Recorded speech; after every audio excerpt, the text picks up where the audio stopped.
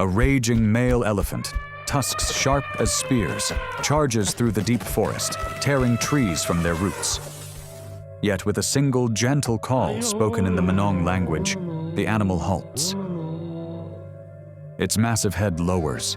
It bends its knees and kneels like a child before a parent. This is not folklore.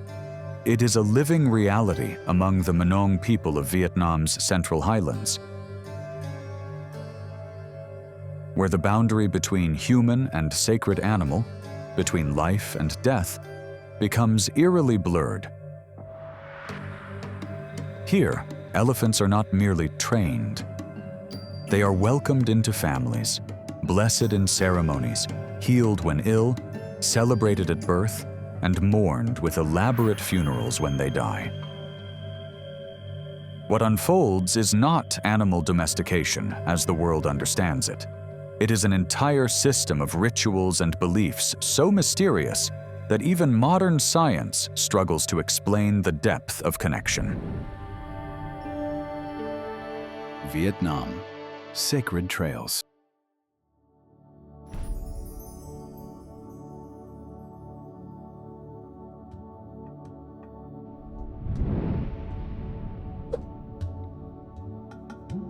Elephants, giants of the wild, symbols of wisdom and strength across Eastern cultures, creatures known for extraordinary memory and emotional depth, have become the immortal soul of the Manong people.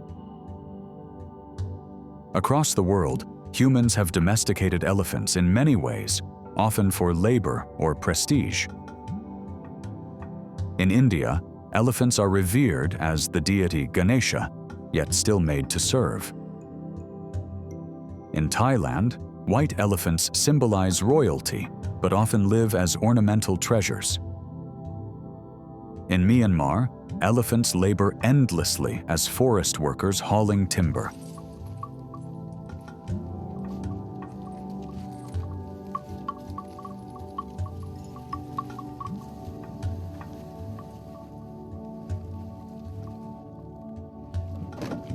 But the Manong are different. They do not tame elephants in any conventional sense known to the world. Instead, they live with elephants as if they were companions from a previous life, as if two souls, long separated, are destined to meet again. To the Manong, elephants are neither symbols nor tools. They are flesh of the same flesh, fragments of the same soul.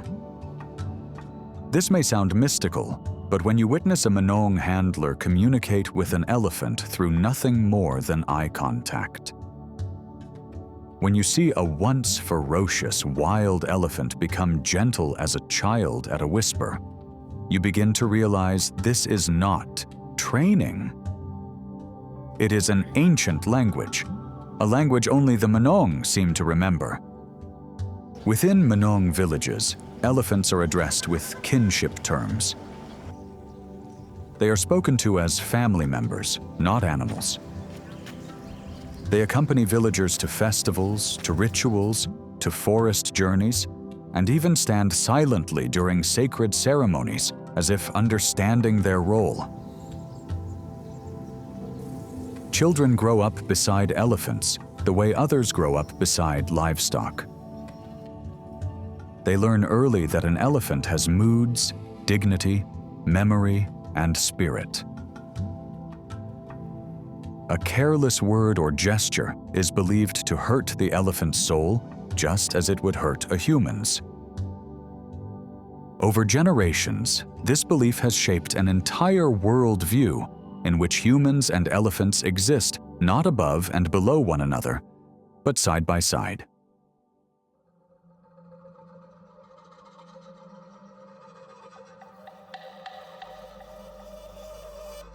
Deep in ancient forests where time seems to stand still, an old secret has been preserved for centuries. The Manong do not capture elephants in the ordinary sense.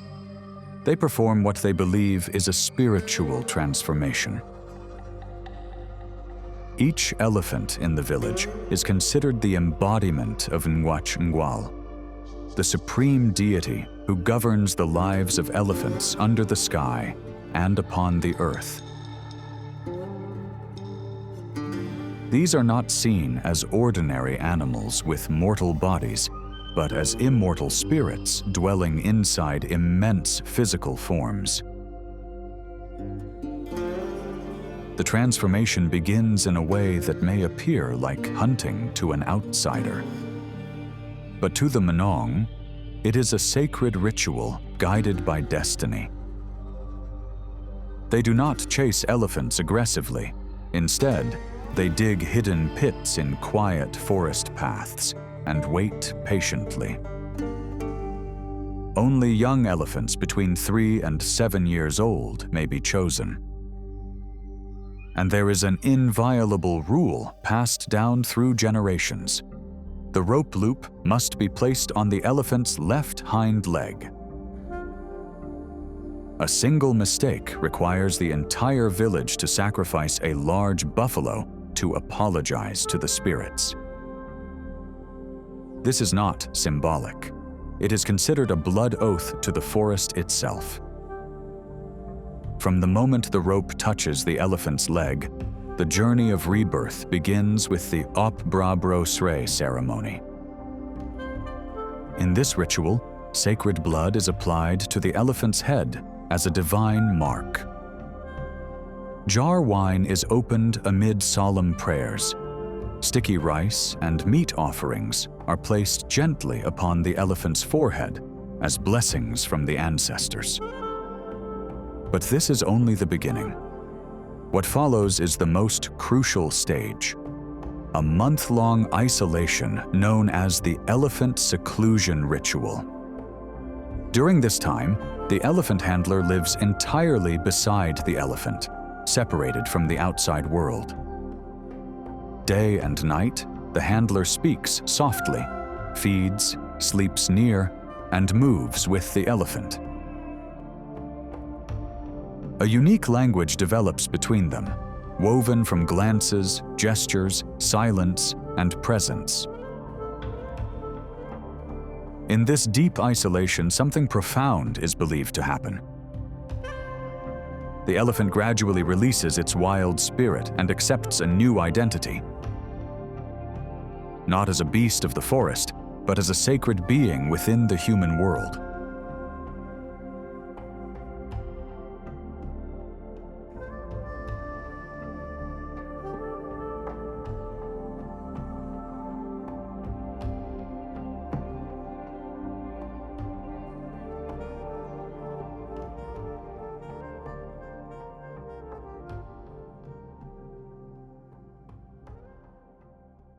Such a sacred relationship does not exist without strict boundaries.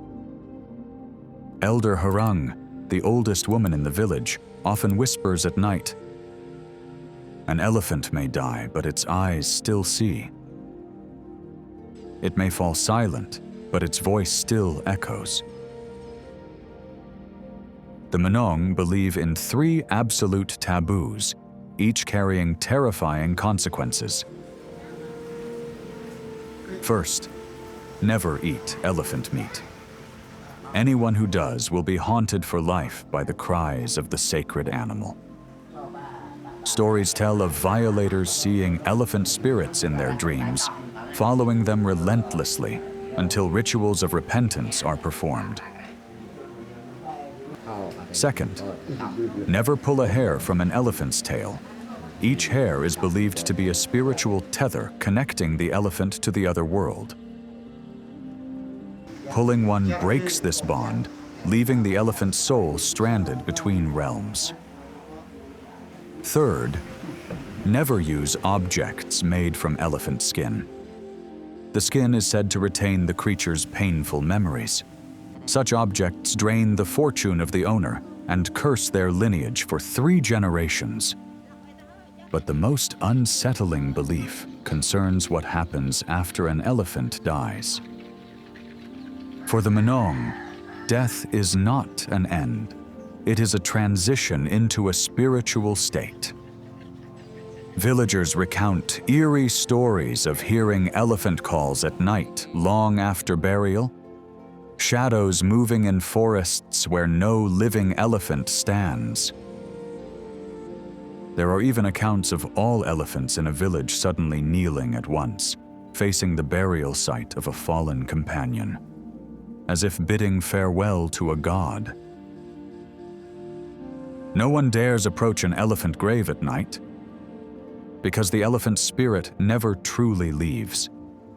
It simply moves from the visible world into the invisible one, continuing to guard secrets humans were never meant to understand. Perhaps, even now, they are watching.